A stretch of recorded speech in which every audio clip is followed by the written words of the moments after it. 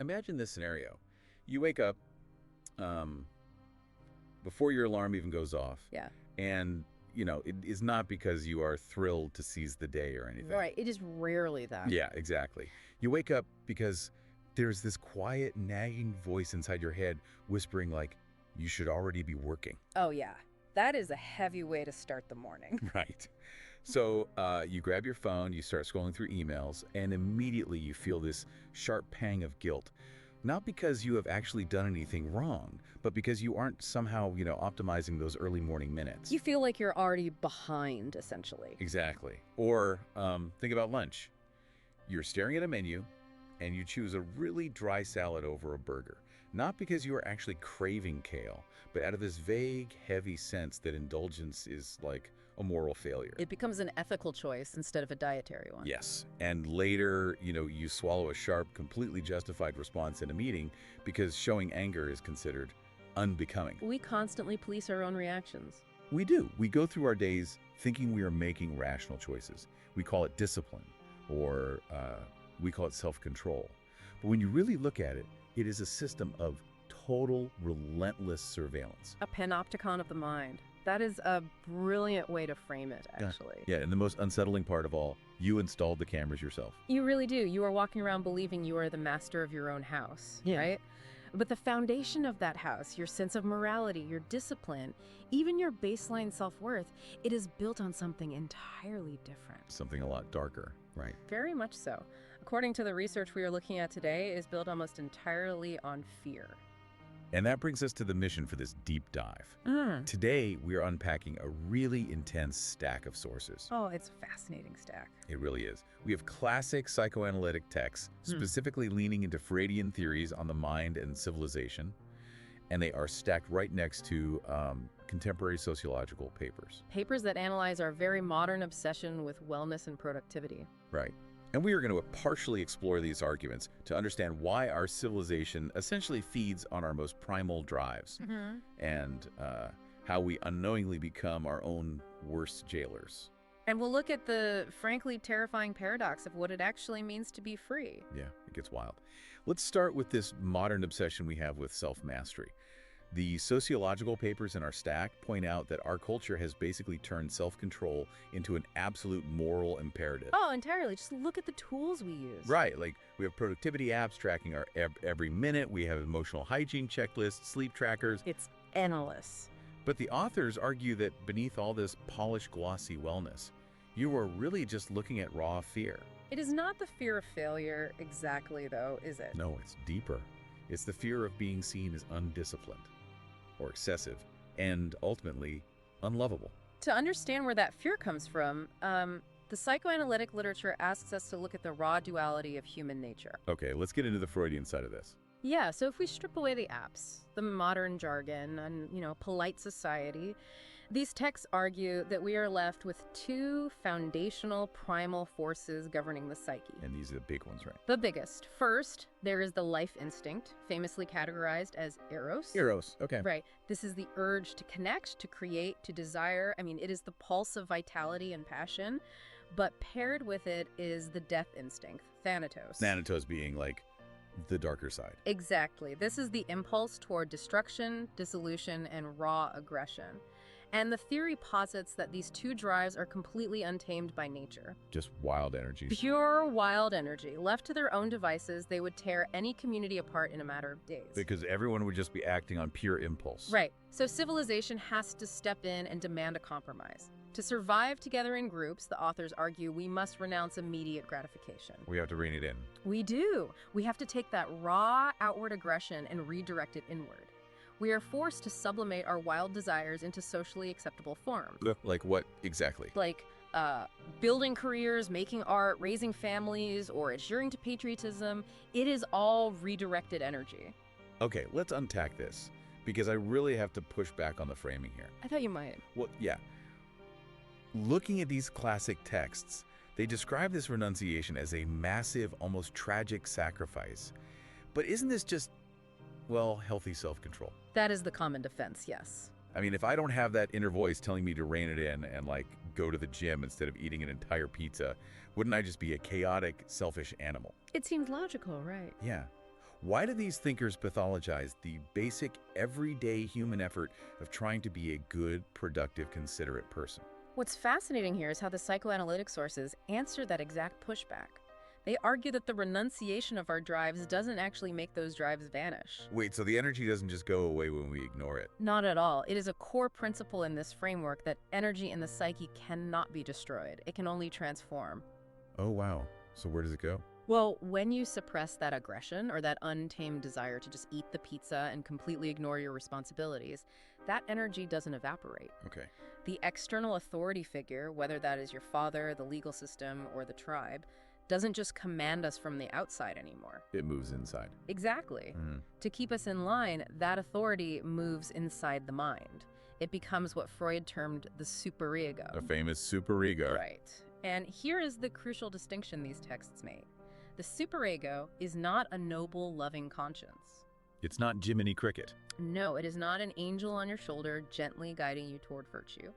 The literature describes it as a tyrant dressed up as a moral guardian. A tyrant. That's a strong word. It is an internalized voice of absolute judgment, perfectionism, and merciless critique. So, according to this framework, it's not actually protecting society from us. It's punishing us for even having the impulses in the first place. Precisely. It is basically sitting in the control room, monitoring our thoughts. Yes. And the texts emphasize that its primary tool is not reason. The superego doesn't, sit down and debate with you about the logical cardiovascular benefits of waking up at 5 a.m. Right, it doesn't care about your VO2 max. Exactly. Its primary tool is pure fear. Think about the concept of guilt in this context. Okay, guilt. Think about the last time you felt deeply ashamed, not for actually harming someone, but just for wanting something forbidden, a fantasy you had. Or like a sudden, intense burst of rage you felt toward a colleague who interrupted you. Yes, a fleeting moment of pure selfishness. That shame didn't come from the outside world catching you. Nobody saw it. Right, it was all internal. It came from within. But it carries the weight of centuries of cultural conditioning, enforcing the rules of the tribe. Man, if this inner voice is essentially a tyrant operating on fear, a natural question arises. How did it gain so much power over us? That is the real mystery, isn't it? It is. How did we go from being these instinctual beings driven by Eros and Thanatos to preemptively punishing ourselves for our own thoughts? You have to look at the developmental timeline. Reading through these sources, the mechanics of this are actually quite disturbing. They trace the origins of this inner dictator back to sheer childhood vulnerability. That is the turning point in the psychological literature. The genesis of the superego is deeply rooted in the terror of abandonment. Because kids are completely helpless. Exactly. A child's first encounter with authority is profoundly terrifying because the child is entirely biologically dependent on their caregivers. So the stakes are life and death for them. To a toddler, the loss of parental love doesn't just mean a timeout, it equates to literal death. Oh, wow. That is dark. Desperate to maintain that love and terrified of being cast out, the child does something called introjection. Introjection, meaning they pull it inside. Right. They swallow the parent's prohibitions whole. It is almost like downloading a behavioral operating system without reading the terms and conditions, just because you are desperate for the Wi-Fi connection. That is a very apt way to put it, actually. If a child has an aggressive impulse toward a sibling or a natural curiosity, and it is met with harsh anger or shame from the parent, the child represses it. They learn it's unsafe. Yes. Yeah. But to ensure they never risk provoking that anger and risking abandonment again, they take on the role of the enforcer themselves.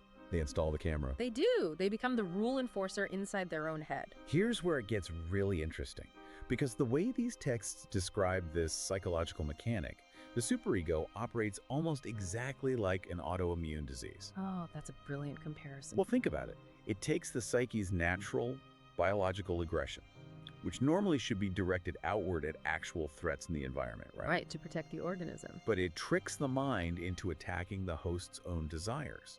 It is literally turning your own defensive white blood cells against your internal organs. The psychoanalytic essays in our stack highlight that exact mechanism. The more aggressive energy a society demands its members suppress, the harsher their internal overseer becomes. So being polite actually makes the inner critic meaner. Exactly. The superego literally feeds on the very aggression it forbids. Wait, really? It feeds on it? Yes. If you are not allowed to be aggressive outwardly because you live in a polite, civilized society, that aggressive energy loops backward and attacks your own ego. So it turns into that voice telling you that you're worthless. It transforms into relentless self-criticism. It becomes self-sabotage. The authors argue this is why guilt is essentially preemptive shame. Preemptive shame. You are feeling shame for merely wanting to do something the superego has deemed illegal. You are punishing yourself with your own repressed aggression. Which explains a fascinating argument made in the modern sociological papers we reviewed. The idea that so much of our modern self-help culture completely backfires. It is a massive trap. We buy a book on discipline, we try to, fix ourselves through sheer willpower, and we often end up feeling more anxious, more exhausted, and more inadequate. Because of the mechanism we just discussed. Right, because, according to this theory, by trying to rigidly control ourselves, we are just feeding the superego. We are giving it more ammunition. We are basically telling our internal jailer, hey, I think this cell's a little too roomy. Could you add a few more locks, maybe tighten the chains? I really need to optimize my morning routine. You are weaponizing your own will against your own vitality.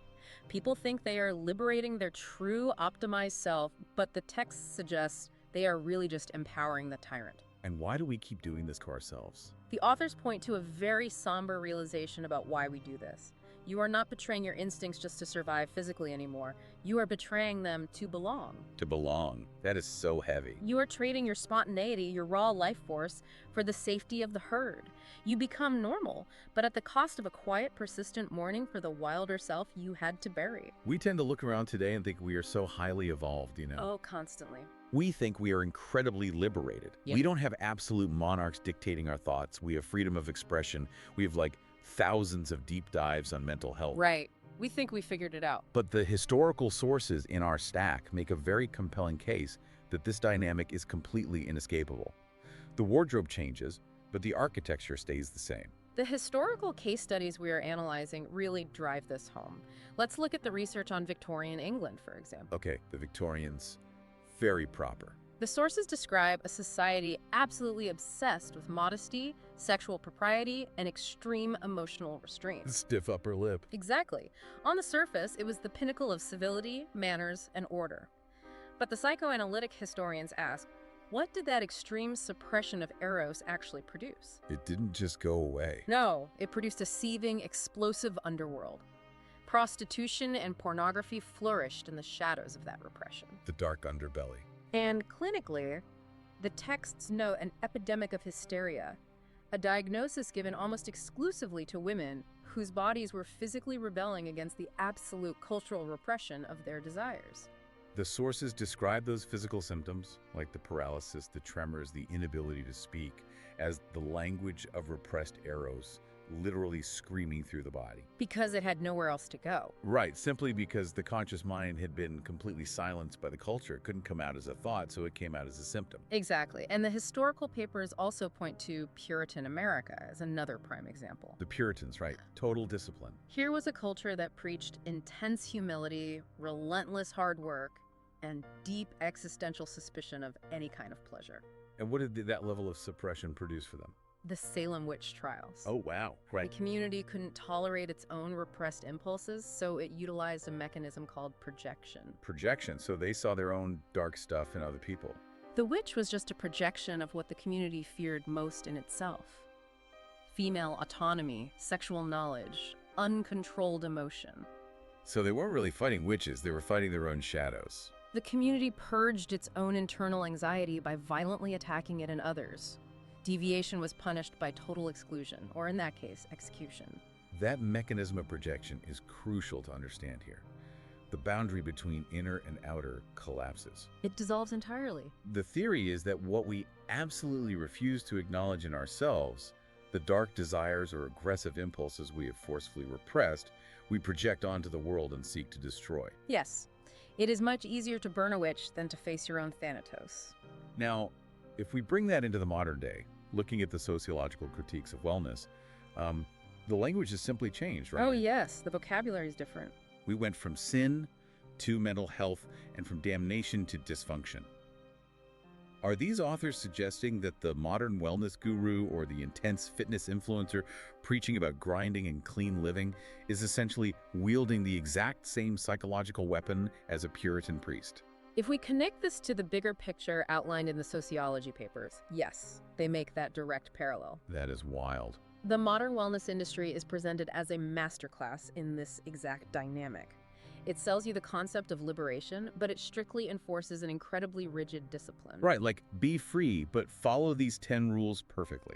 As the papers point out, meditation apps track your streaks and gamify your inner peace, basically making relaxation a competitive sport. Which completely defeats the purpose of relaxing. Exactly. Productivity gurus equate downtime or rest with a moral failure of character. This is the modern face of what Freud called sublimation. Sublimation again.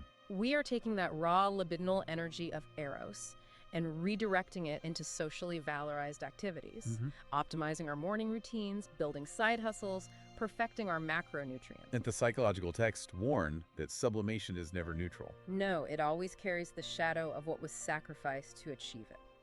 And what about the other side of the coin? What happens to the death instinct, the aggression, Thanatos? The sources suggest it doesn't just quietly go to sleep because we live in polite society. Far from it.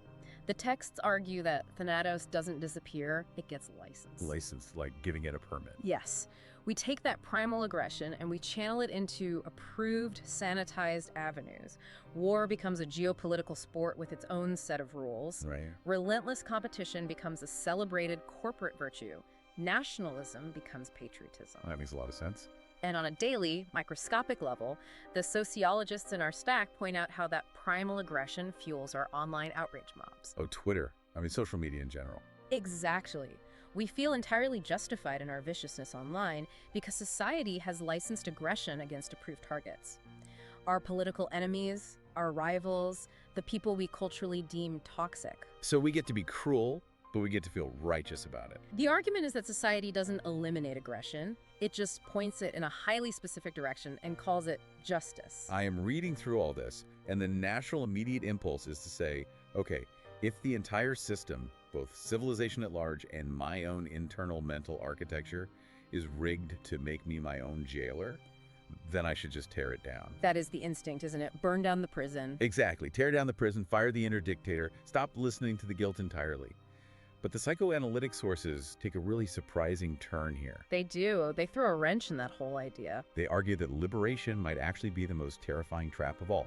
It is the ultimate paradox of this entire philosophical framework, because if you truly fired the jailer, what would you actually be left with? Just like wild freedom. Freud and his contemporaries never promised emancipation. They never believed in this modern, romanticized idea of a pure, perfectly uncorrupted true self, just waiting beneath the layers of societal repression. Like a pearl inside an oyster. Right. The texts warn that unchecked, the id, the deep unconscious source of our raw drives, would consume absolutely everything. Because it doesn't have any brakes. None! It operates purely on the pleasure principle. It wants what it wants, right now, with zero regard for the future, for consequences, or for other people. So the authors are actually arguing that the inner dictator, as awful and tyrannical as it is actually a twisted sort of protector. That is exactly how they frame it. It is a protector. It remembers what happens when you don't conform. It's trying to keep you safe. It has a photographic memory of the look of disappointment in your mother's eyes when you misbehaved at age 5. It remembers the harsh laughter of your classmates when you showed vulnerability on the playground. So it's basically a trauma response. Yes. It carries the ancestral cultural memory of the witch burnings, the excommunications, the social deaths that inevitably follow deviation. Wow. It is incredibly cruel, yes, but the theory states it is cruel because it genuinely believes that its cruelty is the only thing keeping you alive and keeping you connected to the safety of the tribe. But if someone were to completely dismantle that superego, if they somehow achieve this absolute liberation that modern self-help gurus talk about, these texts argue they are just stepping into a void. A total vacuum. Without that internal voice, without the heavy rules of the jailer, how do you even know what is good? How do you know what is true or what is authentically you if you don't have the wall of the prison to push against? The bleak answer from the sources is you don't. And that is the terror of the void. That is terrifying. To completely dismantle the superego is to stand entirely alone in a universe that no longer dictates your worth or your direction. The text suggests that psychoanalysis, or any form of deep introspection, doesn't actually cure you in the way we usually mean. It doesn't just fix you. It doesn't bring you to a state of permanent, frictionless bliss. What it aims to do is replace blind, unconscious obedience with conscious conflict. Conscious conflict. You don't become free of the tension between your desires and society. You just become painfully, wonderfully aware of the cost of your own freedom. So what does this all mean? I'm trying to synthesize all these sources. It is a lot to process. It is. If firing the inner dictator means falling into total destructive chaos and losing our sense of self and belonging, but keeping the dictator means living in a state of chronic surveillance and repressed desire. You are caught between a rock and a hard place. Right. Are the authors saying we are just permanently trapped? Is true maturity just learning to tolerate being a hostage in our own minds? This raises an important question, perhaps the central question of all these texts. According to this framework, maturity is not about escaping the trap. Okay, then what is it? Maturity is learning to dwell in the tension. You have to realize that you are not just an isolated individual operating in a vacuum. You are a node in a vast, sprawling network of inherited fears, cultural scripts, and ancestral compromises. You are part of the web. Exactly. Your guilt is not purely your own invention. Maturity in this light is learning to hear that harsh inner voice, not as objective, absolute truth, and not as a command from the universe. But as what? As a relic. It is a physiological memory of a time when you were small and afraid. So you observe the voice, you acknowledge the fear it represents, but you don't necessarily obey it blindly. You treat it like a smoke detector that is just, a little too sensitive to burnt toast. That is a perfect analogy. You feel the guilt not as an objective fact of your badness, but as an echo of cultural fear. Okay, I like that. That feels manageable. But the sociological texts warn of a massive trap here. Even this realization, the very desire to perfectly liberate yourself from the superego, to be perfectly balanced, aware, and unbothered, can instantly become a brand new rule for the jailer to enforce. Oh, come on. Really? Yes. The moment you think, I must be perfectly liberated from my societal conditioning, your superego simply picks up a new whip, puts on a yoga retreat t-shirt, and whispers, "Good. Now do it perfectly, or you are a failure." Wow, it just shapeshifts. It is remarkably adaptable. The minute you think you've escaped the prison, you realize you just built a more sophisticated cell with better lighting and a meditation cushion. Exactly. The human psyche is permanently contested territory. The core takeaway from this stack of literature is that we are condemned to negotiate endlessly between the primal pull of our instincts and the absolute demand of belonging to the tribe. We've covered some incredibly heavy terrain in this deep dive, pulling from a really intense stack of psychoanalytic and sociological sources. It is deep, deep stuff. It is. We started with that morning alarm, that quiet voice of surveillance demanding productivity and optimization. And what the literature suggests is that this guilt, this constant self-critique, isn't yours alone. It's communal. It is the echo of centuries of enforced order. It is the ghost of power past, wearing the mask of your own voice, demanding that you betray your wildness just to ensure you aren't cast out of the tribe. The stakes are always survival. You aren't just managing your time, you're managing a civilizational compromise inside your own nervous system. It is a profound realization, but an essential one if we want to understand the deep, often hidden mechanics behind why we do the things we do. And as we wrap up, I want to leave you, the listener, with one final unsettling thought to explore on your own, building on everything we've uncovered in these texts. I love leaving on a provocative note. Me too. We've established that every self-critique, every heavy should weighing on your shoulders, might just be the ghost of an ancient jailer trying to protect you from being abandoned. So what would happen if, just for one day, you stopped fighting it? Just gave in. What if, instead of resisting your inner critic or trying to optimize it away, you simply agreed with the ghost? What if, when the voice says you are lazy, excessive, or undisciplined, you just paused and said, "You're right, I am entirely unruly and unacceptable"? That changes the dynamic completely. Would the tyrant finally lose its power if there was no resistance to feed on? And if it did, what uncivilized, wildly authentic version of you might finally step out of the shadows?